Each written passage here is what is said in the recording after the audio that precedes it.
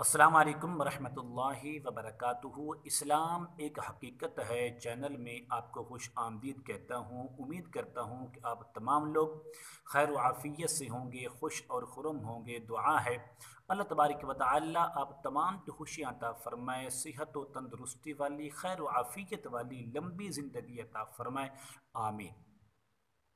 मियाँ और बीवी में मोहब्बत पैदा करने का लाज़िवाल तोहफ़ा।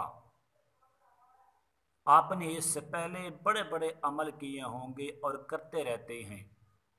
मेरा आपसे मशवरा है, सिर्फ़ एक बार इस अमल को करके देखें तो फिर मोहब्बत की जो लाज़िवाल रिज़ल्ट है वो देखें। अमल बताने से पहले अगर आपने अभी तक मेरे चैनल को सब्सक्राइब नहीं किया तो ज़रूर कर लें और साथ ही बेल के बटन पर भी क्लिक कर दें ताकि मेरी आने वाली हर वीडियो आपको बआसानी मिल सके।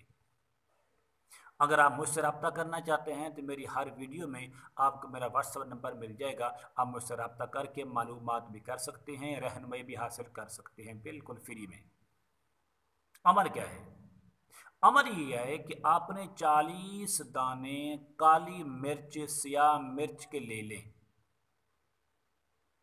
लेने के बाद अगर मर्द कर रहा है अपनी बीवी के लिए तो बीवी का नाम लेगा।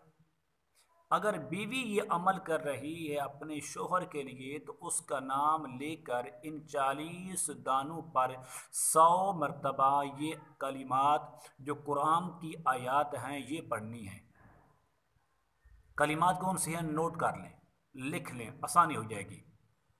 काफ हा या आइन स्वाद, हा मीम आइन सीन कौफ, यासीन वल कुरआनिल हकीम, नून वल कलमी वमा यस्तुरून, इय्याका नअबुदु व इय्याका नस्तईन, वसल्लल्लाहु तआला अला खैरि खल्किही मुहम्मदिन व आलिही व अस्हाबिही अजमाइन। 100 बार पढ़ने के बाद इन पर दम कर लें और दम करने के बाद इनको इकट्ठा एक जगह में जलती हुई आग में डाल दें हत्ता कि यहाँ तक ये राख बन जाए, ख़त्म हो जाए। जब ये जल जाएं तो दुनिया की कोई ताकत आपकी मोहब्बत को नुकसान नहीं दे सकती, आपकी मोहब्बत में नफ़रत पैदा नहीं कर सकती। ये आपके लिए शर्त ही है, लेकिन ये अमल जायज़ काम के लिए हो, नाजायज़ के लिए हर किसी नहीं करना।